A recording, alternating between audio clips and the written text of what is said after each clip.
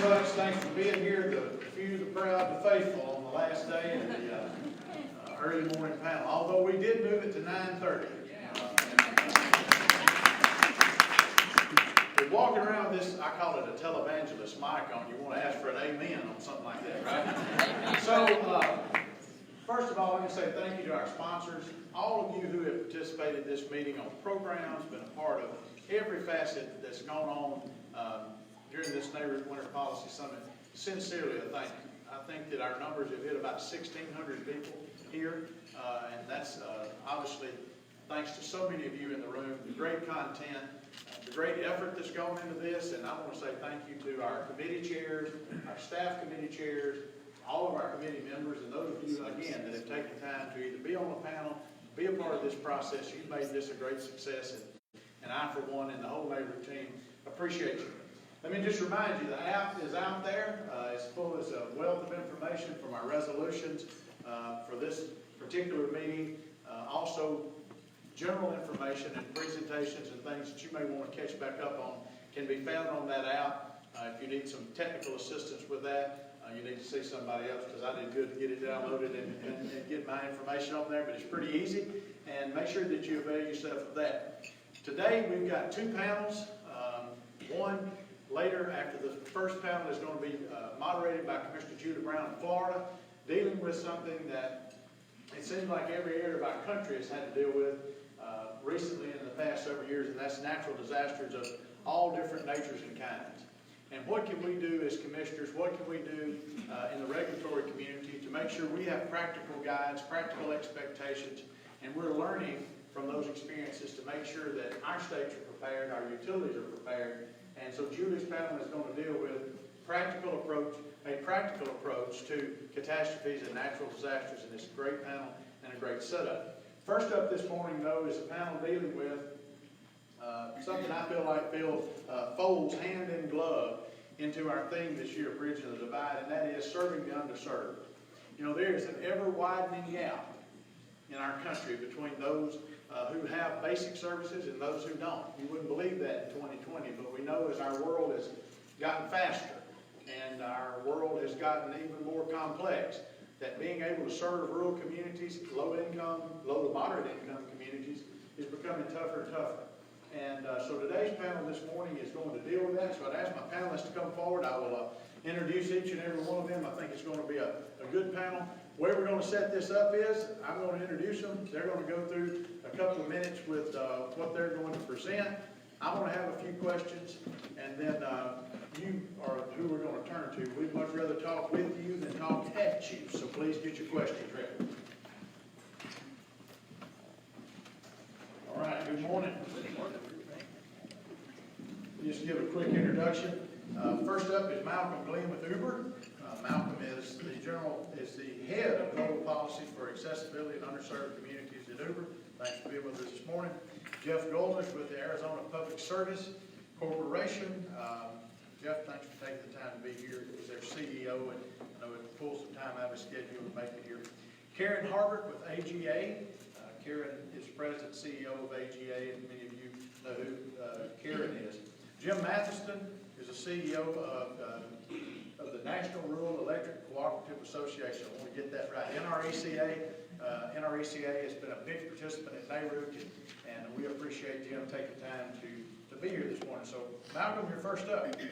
Thank you, Mr. Commissioner, and thank you to NARUC for the opportunity to be here. This is my first NARUC Summit, so I'm appreciative of the opportunity to talk a little bit about some of the work that we're doing. As the Commissioner mentioned, my name is Malcom, and I am the head of policy for accessibility and underserved communities at Uber. I'm based right here in Washington, D.C., but I spend a lot of time on airplanes, getting out to the field and working with folks on a whole host of issues. In practice, my job really encompasses two things.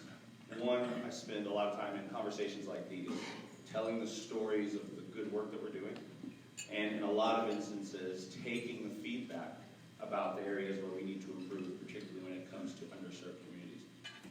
And then I'd say the second part of my job is I spend a lot of time being that internal advocate on behalf of these communities. So advising our design teams and our operations teams and our engineering teams about why we need to make more investment in serving these communities and why we need to inform the way that the product works so it works better for folks in these communities. You may be asking, what do I mean when I say underserved communities? I think there are a number of different communities that are really important in this conversation, but a couple of them are people who have physical barriers to using our platform, people who have financial barriers, people who have geographic barriers, other folks who have been historically marginalized when it comes to the transportation or the work ecosystem.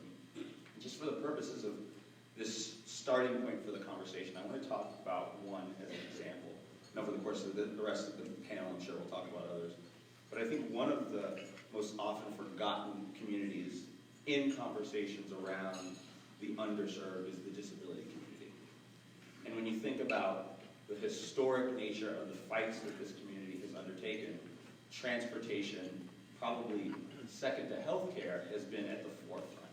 And so when Uber came along, there was a huge opportunity to serve people with disabilities in a way that they'd never been served by a transportation ecosystem before. And I think at a starting point, we were doing a lot of that. We were doing some great work at the very beginning as a foundational part of our app for people who are deaf and hard of hearing, people who are blind or have low vision.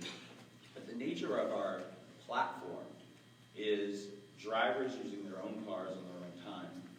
And the reality of almost every car around the world is that it's not accessible if you are a person who uses a wheelchair, particularly a person who can't transfer from your wheelchair to a car.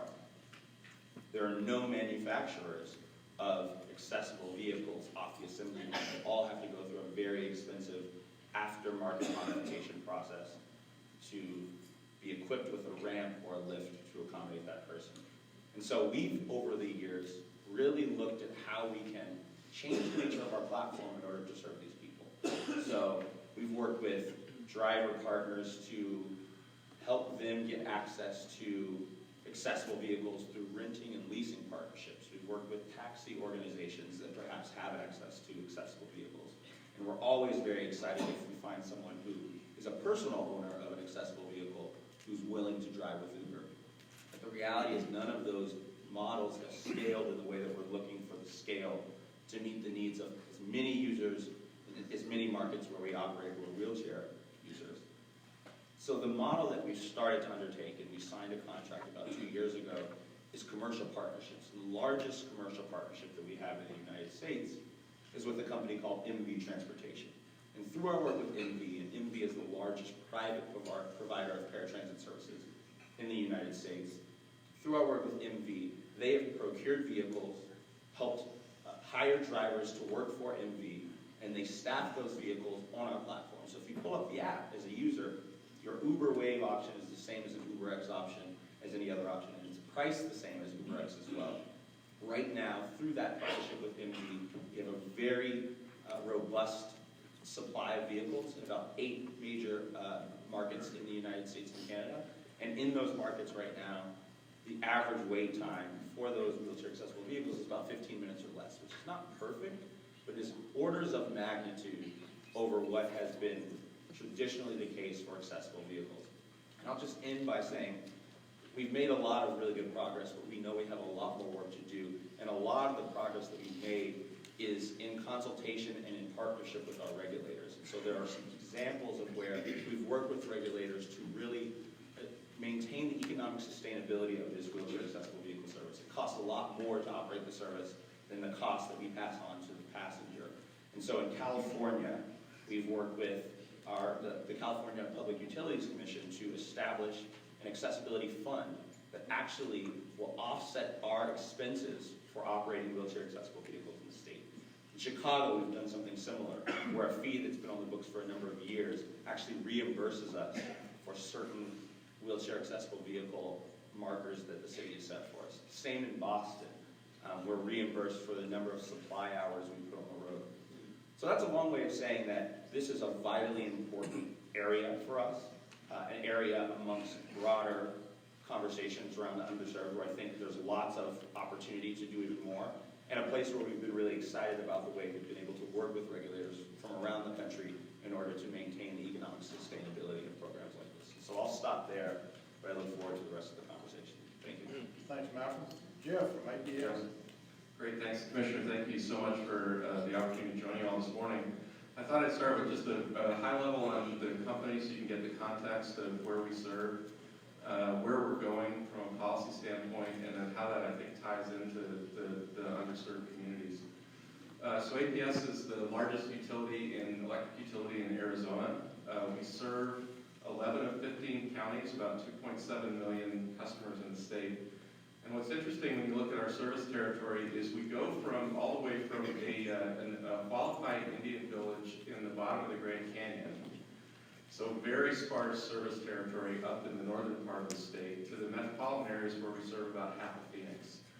And that's not just the diversity in terms of the density of the customer base, it's also diversity in terms of the weather impact. So in Phoenix, right now it's beautiful. In the summer, it's crazy hot. And so we deal with very hot weather, but we also have winter storm issues that hit the northern part of our service territory, particularly in the winter. We serve with a mix of generation. We're actually about 50% carbon-free today in our generation mix. A lot of that is because we operate the Palo Verde Generating Station, which is the largest carbon-free generating station in the U.S. Serves customers from California over to Texas. And we've made a commitment that we're moving to a 0% carbon, we're decarbonizing the grid by 2050, and we've got some interim goals to get to 65% clean by 2030. And so that's going to require a lot of different changes. It's moving into what I call the advanced energy economy, and let me just now tie that into how it affects these customers. So we know we're going to have to do a lot of different things to get there, and one of the biggest issues we're going to deal with is energy storage. How do we take the solar energy, store it, and then shift it off into later in the day after the sun goes down? Certainly we're going to need battery technology and other opportunities to store that energy, but one of the things that excites me is how you engage your customers in that process. And so thinking about thermal storage, how do we store energy in a home, in a water heater, something in the customer side so that we can then shift that over by just not having that customer run the air conditioner over peak, have the thermal energy stored in the hot water heater so it's not running at peak. Those are a lot of the opportunities that we know we're going to have to embrace. And so I get all excited about that, and I go up and I talk to the team, and I'm out in the field at some of our more rural offices talking about the magic of a Nest thermostat. That you can put that in, it can actually store energy in that home.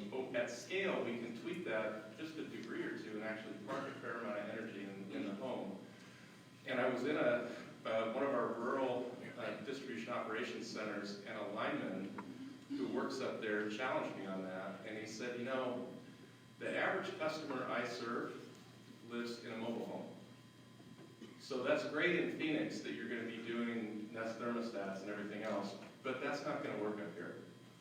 And so the important thing to me that I think anchors is that as we move forward together in this advanced energy economy, we have to figure out how we're going to do that to keep all customers involved in it. And that's going to require diversity, again, from like our Phoenix service territory, where we may do a lot with Nest, to how do we move into other parts of the service territory and embrace those customers and give them opportunities so that they can also participate in the advanced energy economy. So that's part of the challenge, but I look forward to the conversation.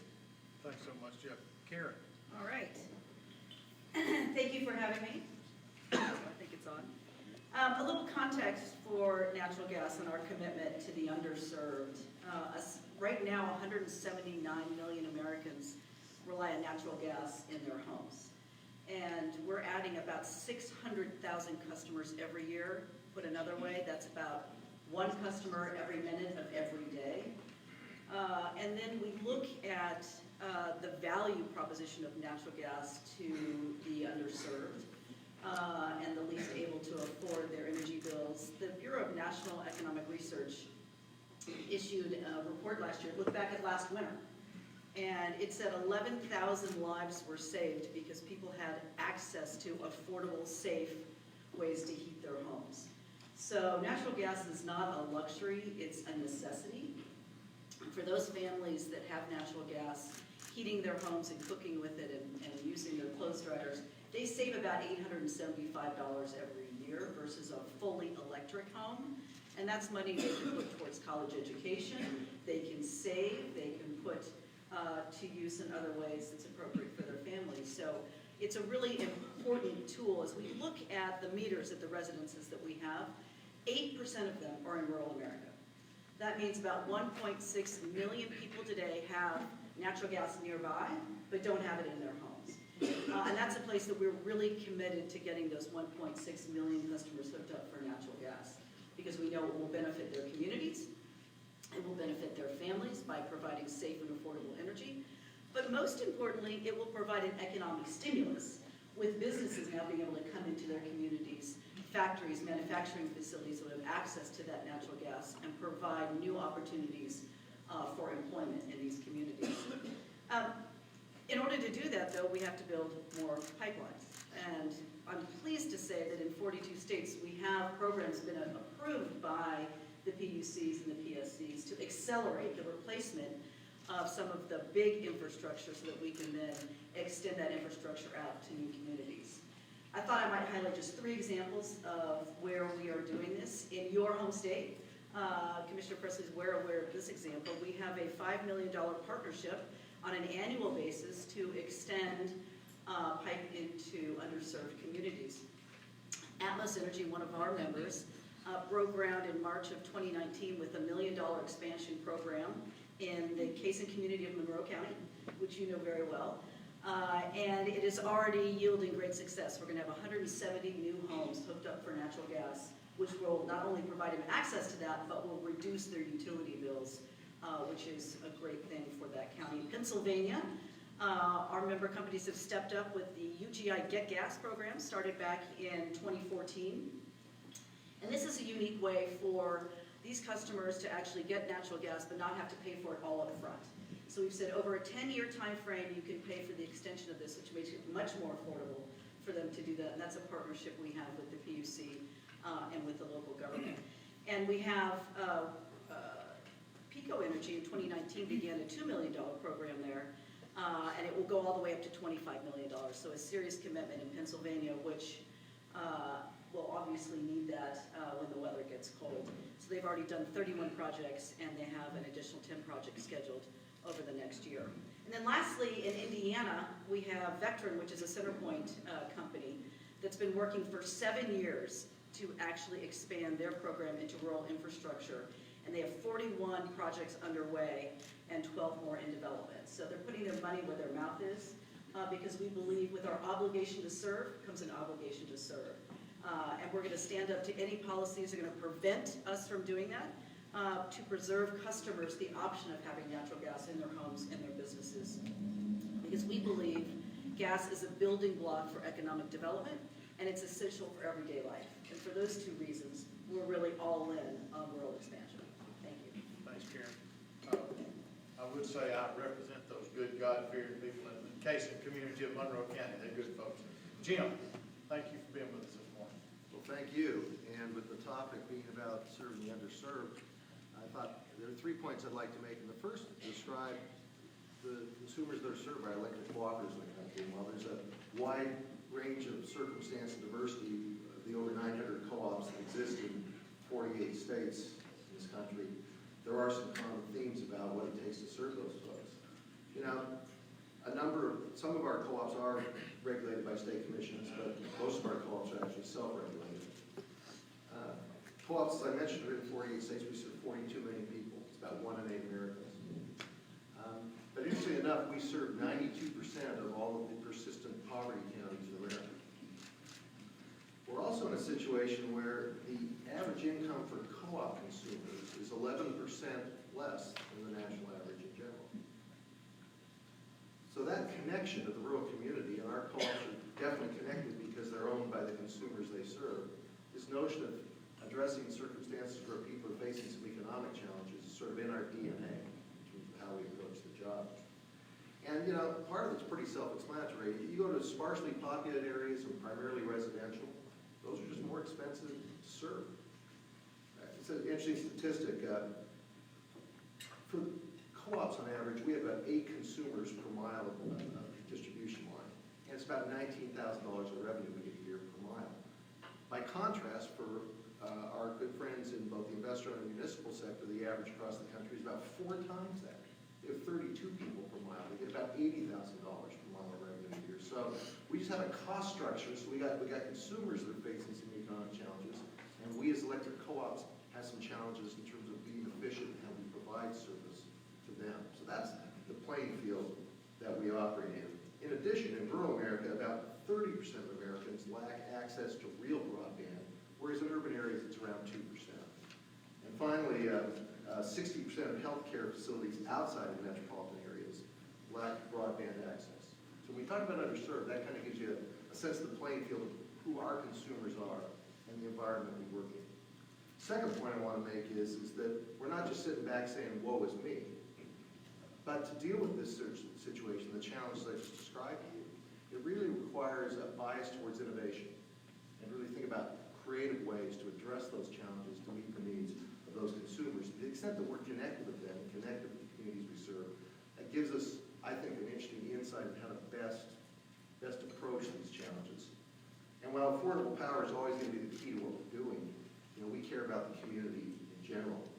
NRECA has launched, I want to make sure I get this name right, an Advancing Energy Access for All program that creates a sustainable practice around supporting our members around the country as they serve their consumers. And we want to support a number of community enhancements that really help those communities move forward. Let me give a quick example. Cherryland Electric Cooperative in Michigan. It's been in the solar business for several years, but in 2018, Cherryland partnered with state and local energy and community action agencies on a pilot program that provides low-income residents with credits on their bills based on energy output from a community solar array that it installs weatherization measures within their homes. The goal of this program is to both educate and to enable consumers to actively manage their own energy costs. So that's a creative thing where we partner, as I said, with state energies. We also try to focus on building the community in general. I said it's more than just electricity. Here's an example.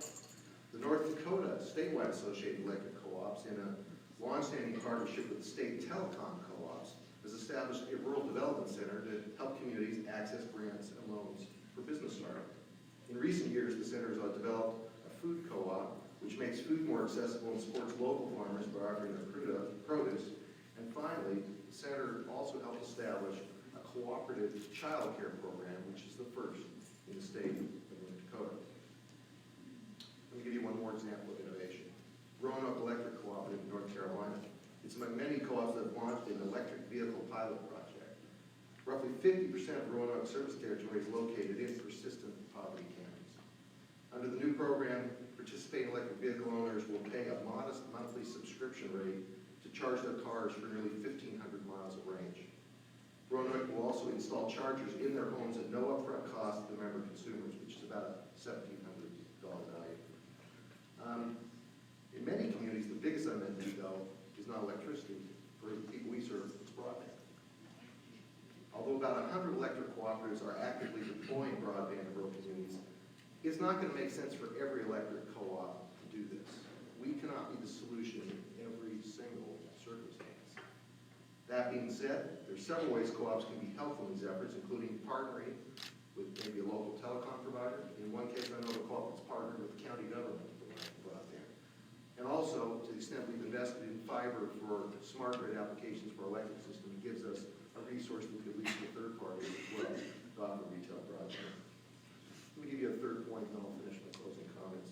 Beyond describing who we are and that takes innovation to make it happen, we really need flexibility. And that's something sort of a hallmark of our policy advocacy agenda as well.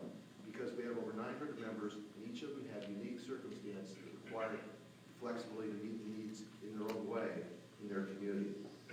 Quick example, electric co-ops in Oklahoma, they're helping power an important future for electric vehicles. Their committee resources and expertise ensure that electric vehicle drivers can find places to charge. Oklahoma's a big state, a lot of wide open areas. So the program is going to make where you drive anywhere in the state within an hour's drive, there's going to be a charging station. And even in the sparkling populators, this is going to work. Now, this is not just the co-op doing it on its own. They're partnering also with investor-owned utilities and other entities in the state. But it's going to create this comprehensive public charging network, and that's what they needed in Oklahoma. So I'll close with those 3 points. We serve a lot of underserved people. We need innovation to do it, and the policy will allow us to flexibility to what's right in the local service. So coming back, Malcolm, to Uber and the transportation needs, and as we talk about underserved areas, rural areas, those that are sort of outside what one would think about grabbing an Uber here in DC and heading to the airport. The challenge, as I understand it, in this industry, and in particular as it deals with these communities, is recruitment of drivers. Finding folks that can come in and do the work. What sort of extra effort is Uber making to expand that footprint? What sort of innovative ways are you looking to try to recruit people in those communities to get in, participate, so that you can get service to those underserved folks? It's a great question because so much of transportation ecosystems, ours, legacy systems, is dependent upon this notion of supply and demand. So you need a sufficient number of people or buses or vehicles or trams to meet the demand of the people who are trying to get where they need to go. And it's the same on our platform, right? It's the number of people, the number of drivers you need to meet the demand of the riders who are trying to get from point A to point B. And a number of drivers who are both willing to do it and willing to do it with the consistency that we need to ultimately have the reliability that riders rely on. And this is particularly salient because our platform is completely flexible. And so drivers are driving sometimes full-time, sometimes just a couple of hours a week. And they have the flexibility to turn the app on whenever they'd like and turn the app off whenever they'd like. And so the challenge around rural communities is finding that equilibrium between the rider population and the driver population. And we have some very experienced operations teams internally that have a good sense of where that equilibrium lies. But we have some ways that we can kind of massage that and work around that in order to expand the platform's reach into rural communities. So one of the things that we see is when we have the opportunity to operate across a state, we can actually turn on the app for drivers everywhere in that state. So it might be a rural area where on its surface it doesn't look like there would be enough in the way of either drivers or rider demand. But we can turn on the app and a driver can go through the process, get background check, become a driver, and they can turn on the app and maybe they'll get requests and maybe they won't. But I think one good example of how this manifests itself is in Louisiana, where last year we were able to successfully see statewide regulations passed allowing ride sharing to operate across the state. And what we've seen over time is there are a number of people in rural areas, maybe just one driver, two drivers, three drivers, who will turn on the app and see whether there's demand. And like the commissioner said, perhaps you're not going to get a car in 2 to 3 minutes like you will perhaps when you leave the Renaissance today, but I think the ability to have folks turning on the app when we're allowed to operate in rural parts of a state is really, really important to getting more folks the rides that they need when they need them. You know, one of the other things that we've done is we've heard from rural communities for a long time about how they want more access to Uber. We've asked them over the years, what are the use cases that you're looking for? What is the reason that you're looking for these transportation options? And one of the number one things that has come up over time is we're trying to get to and from the hospital. We're trying to get to and from our medical appointments. And so we have, over the last couple of years, developed a product specifically for that use case. And it's unsurprisingly called Uber Health. And what it does is we connect with hospitals, clinics, other hospital entities to help get people to and from their non-emergency medical appointments. And the important thing is, particularly when you think about rural communities, where there may be less access to broadband, where there may be less access to smartphones, Uber Health works for users even if they don't have the Uber app on their phone, and it works for users even if they don't have a smartphone. So someone at the hospital or at the clinic uses a central dispatching service to get the rides to and from the places they need to go. The rider gets an SMS text message on their phone, and they have the same ability to call the driver, connect with the driver, know the driver's name, the make and model of the car, the star rating. And what we've seen over the last year is a disproportionate number of Uber Health trips actually taking place in rural areas, because one of the biggest use cases for rural transportation is actually getting to and from these appointments. So I think we have a lot of work to do in order to continue to expand, and I think work with regulatory bodies in order to open up our ability to operate in states is a big first step in doing that. But one of the steps that we can do after we get that space to operate is to start to implement programs like health, that find the specific use cases for why people are trying to get to where they want to go, and seeing if we can solve some of those problems, even if people might not have access to some of the infrastructure that's traditionally required for Uber users. Let me stay on that just a minute for one follow-up. Sure. I serve on the board of a community health organization that serves in rural communities and to disadvantaged populations, mainly by geography, right? And one of the big challenges I know personally as a member on that board is transportation back and forth to our clinics, to those facilities for checkups and just rudimentary health care.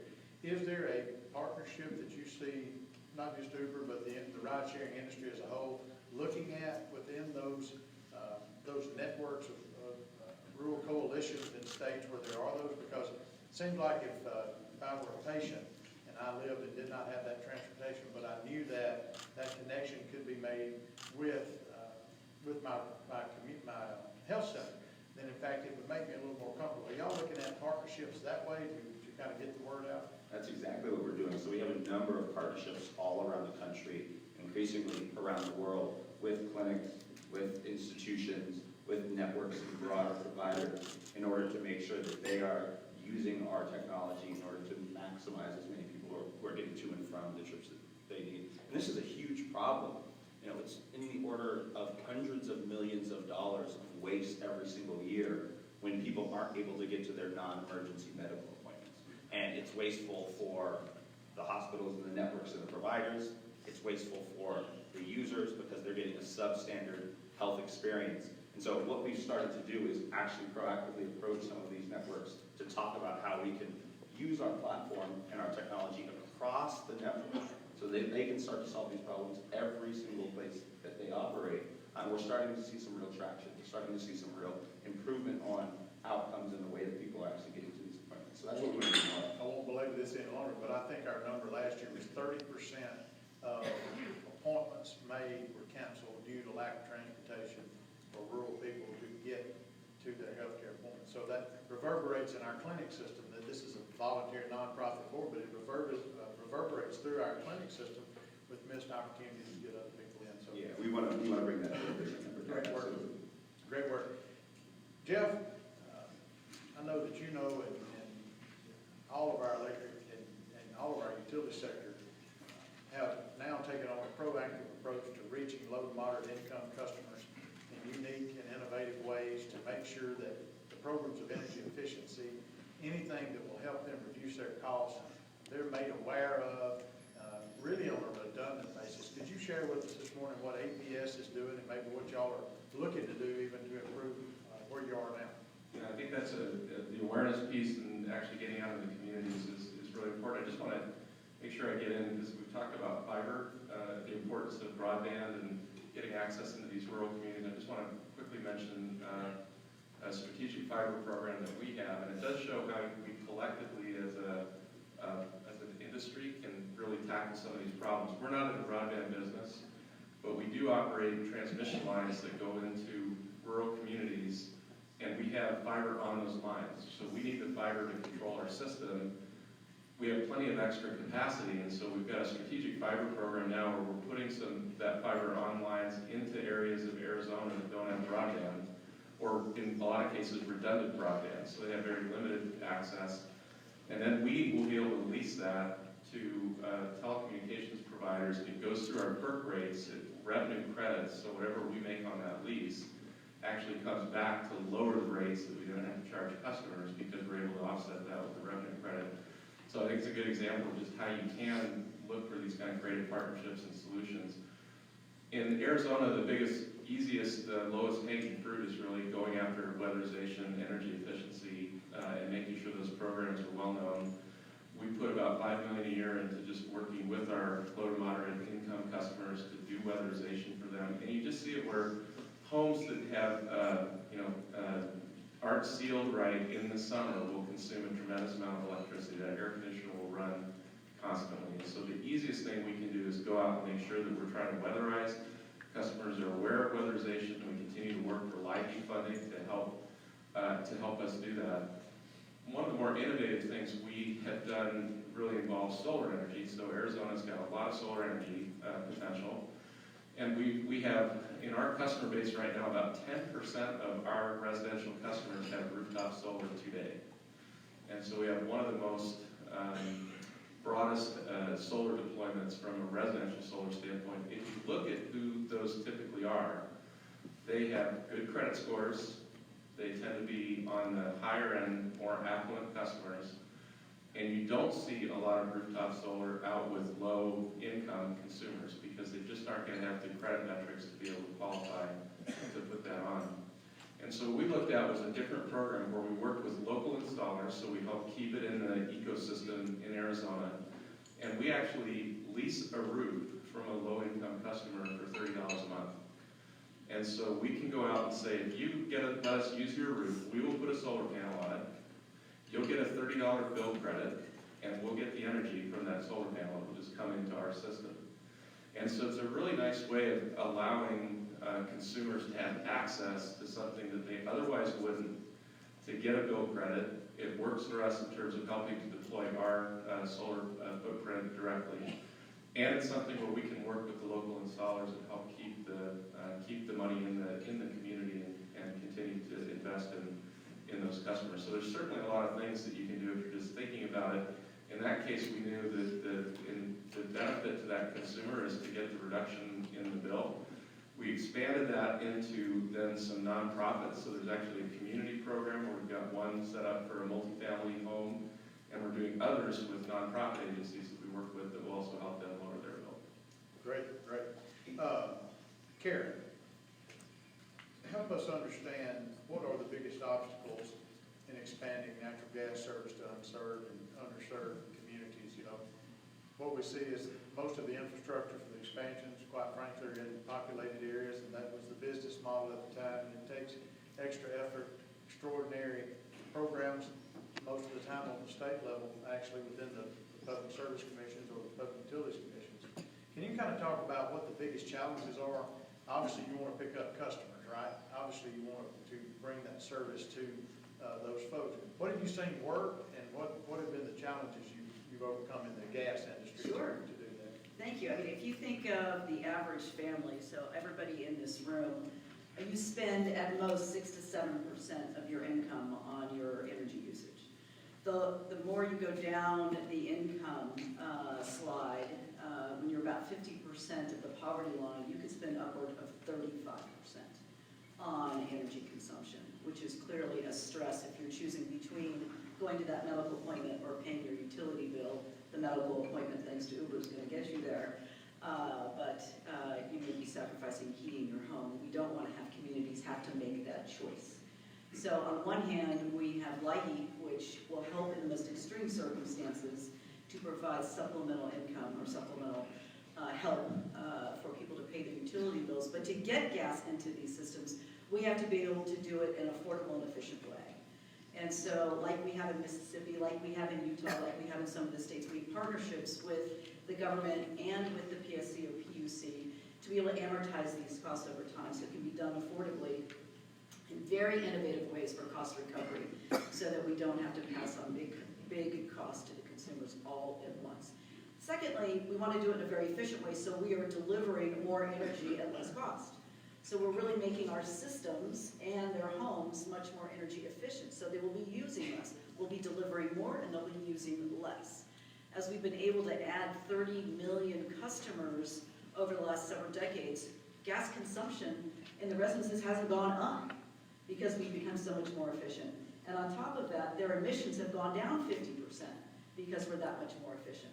So we're hoping to do it affordably, with innovation, partnerships with the government, more efficiency, and ultimately that's a win-win for these communities that have access to this new product that's safe. And on top of that, it's providing some economic development stimulus, which is really important in these rural communities. If you can get a factory to move into a community that provides new employment, that's another benefit to providing natural gas. So we look at it holistically of the delivery system, the consumption patterns, and trying to do it in a way with our partners at the PSC and with local government that makes sense for these communities. Thanks, Karen. Jim, the whole nature of rural electric cooperatives is to serve the underserved. How y'all were born in Alcorn County, Mississippi in 1934. Just a plug there. First handful of rural electric cooperatives were born in northeast Mississippi out of the exact need this panel's here talking about now.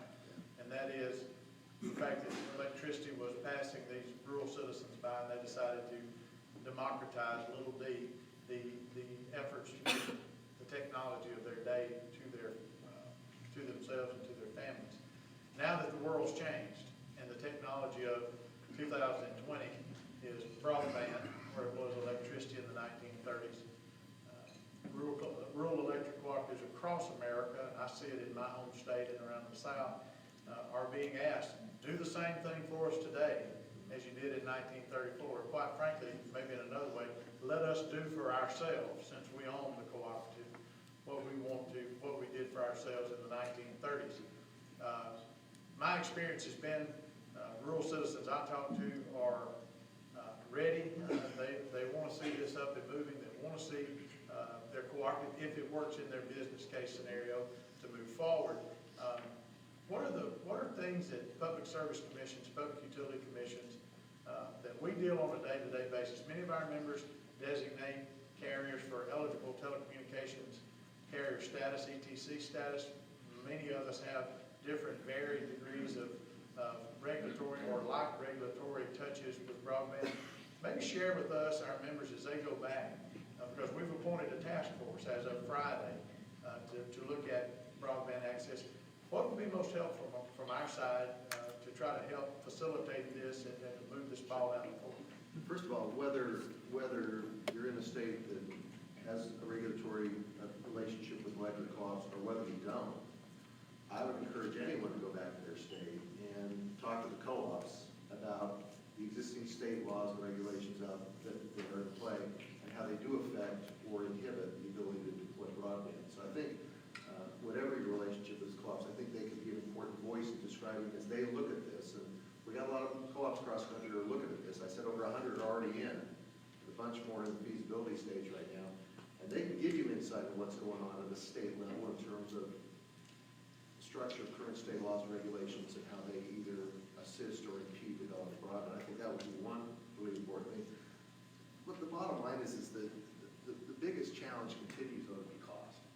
You know, less people, sparsely populated areas, so anything we can do, there's a lot going on at the federal level to try to encourage this in terms of grants and loans. Some states have been real aggressive. I know the state of Indiana has a real aggressive broadband effort in terms of a funding perspective. So I know as regulators, you're not out there advocating for legislative action to get funding, but to better encourage dialogue in the state to understand the economic challenges of making this viable, I think that we all need to be involved in that conversation to help encourage state policy. You know, and state laws, some wouldn't allow co-ops to do broadband. You had your law change in Mississippi just recently. Same thing happened in Tennessee a few years ago. Tennessee changed the laws to allow electric co-ops to offer broadband. They offered a grant program now. 13 of the 23 co-ops in Tennessee are now even ahead of broadband. So these actions do make a difference. And finally, one other kind of specific issue that we need to look at in each state is the status of the easements in those states. There are some older easements out there. They may allow an electric utility to string some fiber on a pole to serve the electric utility smart grid needs. But if they may be written in some way such that they don't allow that fiber to be used for retail broadband, and it could open up to lawsuits or whatnot. So just, you know, these easements were created decades ago and no one was thinking about this. So I would suggest that's one specific area we could all look at in our states to understand the status of those easements. And if there's an efficient way to go about updating those to make broadband employment provided. That was one of the big issues when we passed our bill, and actually our cooperative, statewide cooperative association commission and others sat down with folks like Mississippi Farm Bureau, who are the voice of landowner rights, and said, how do we work this out, and had a good provision. But that was something that kind of hung up our process for just a little while. So we've got a few minutes left for the panel. We want to give you in the audience a chance to ask questions, or schedule your Uber ride to sign up for your broadband, put your solar panel on, and also put your deposit down for gas. We're all open for business. There you go. Got it right here.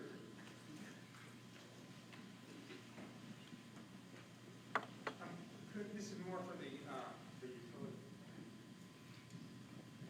This is more for the utility side of the panel. Could you share with us some of your experiences dealing with the modular home and manufactured home housing stock, specifically things that you've tried, things that might not have worked, challenges that you face serving them with both E programs and basic service?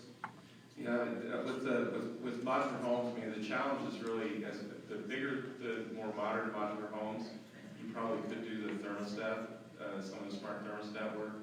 There's thermal storage, I think, is probably the opportunity in a modular home, is working with the water heater to see if we can get programs that are in there. But in a lot of cases, it's also just the awareness.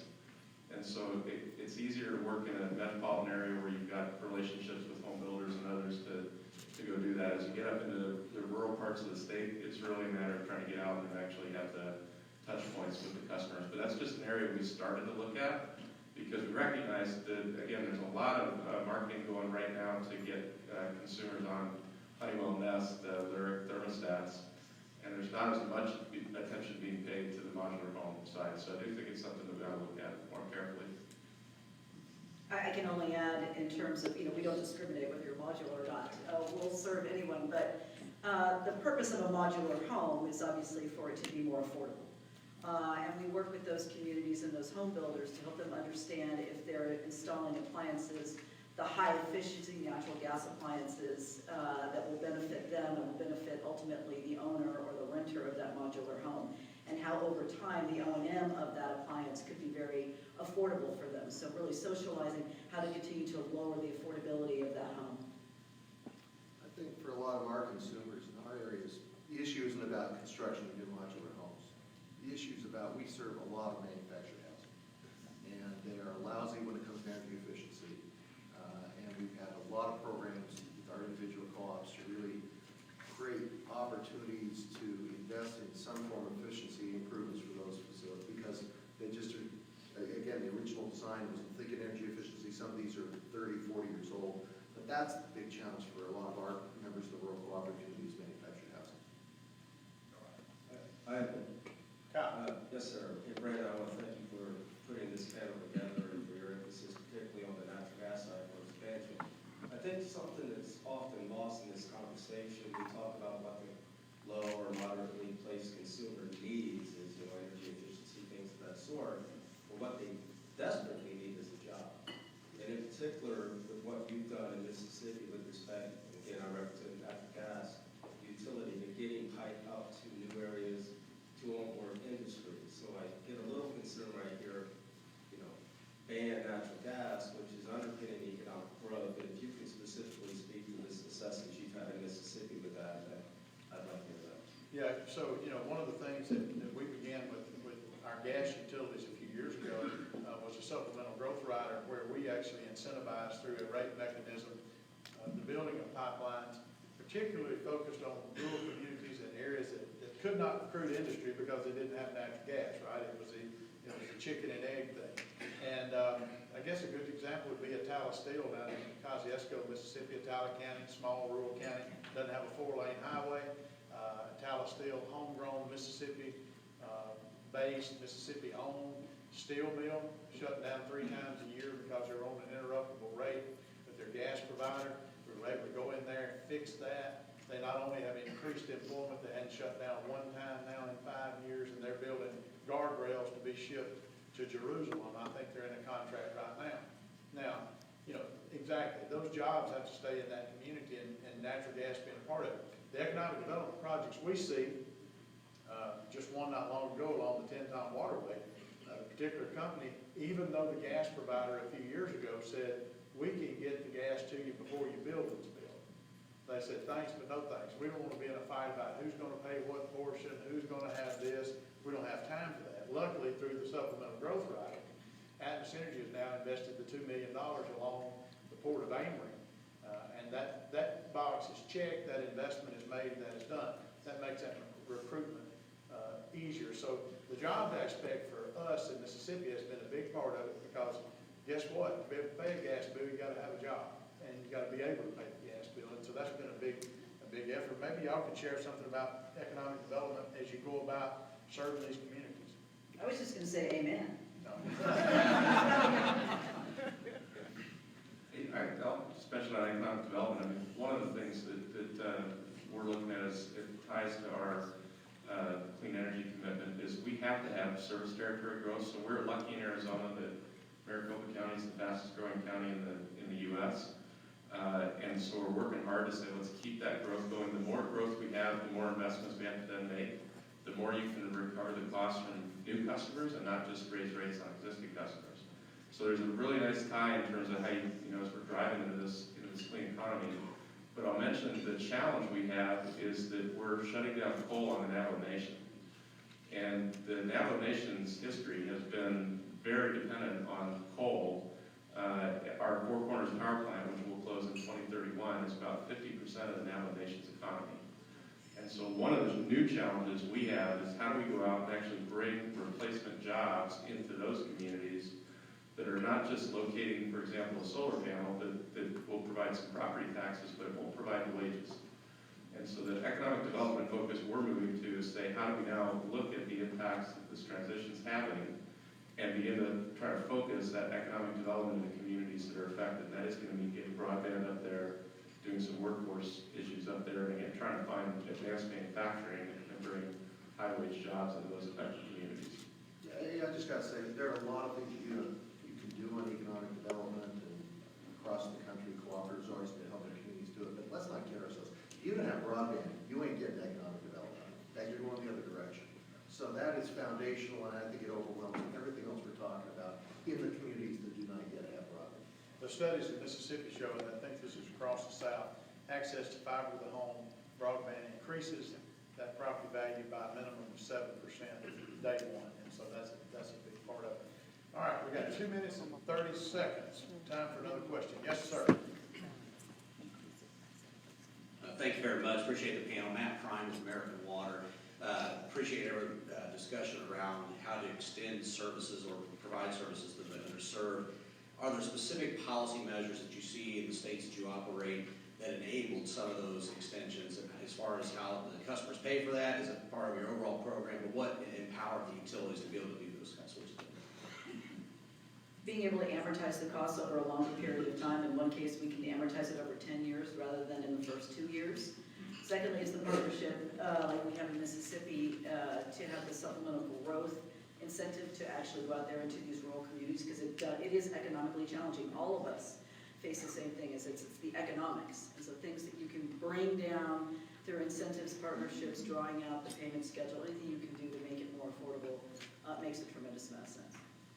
We actually had a statute passed in our state that codified that and gave the commission that flexibility to make those decisions. And once that regulatory determination is made, it's made. And so it removed the risk of a new commission coming in and undoing an order that would deal with amortization or go back and revisit it. Once we deem that as an economic development project, then it moves forward, or a rural expansion. I would say for us, we, in addition to our traditional platform, we're also operating in the space of bikes and scooters. You may have seen our red jump bikes on the streets here in DC. And we're regulated largely at the local level when it comes to our jump bikes and scooters. And as we've looked at cities where we have policies that allow for a higher cap as to the number of vehicles, we see those vehicles better serving people who live in transit deserts than in cities where we don't have caps that allow for the proliferation of those vehicles. So I think it's prudent that as we have conversations with our regulators around the expansion of these services, we're thoughtful around what those caps mean, particularly for the least well-off within a community. All right, well, we are out of time. The work that this panel is doing, the work that this industry is doing in all sectors, try to serve the underserved is so very important. Loretta Lynn had a song that said, everybody wants to go to heaven, but nobody wants to die. Well, everybody everybody wants to make sure these areas get served, and it takes a lot of hard work to do that, and it takes a lot of shoulders to the wheel, and it takes a lot of innovation, and it takes a lot of thought and true dedication to make sure that these people who are warm bodies and not cold numbers that we talk about in statistics actually are able to participate in the modern economy and have the same quality of life on that dirt and dusty road in rural America as someone here in Washington, D.C. And y'all are leaders in that. I thank you for spending time talking about this morning. Let's thank our panelists.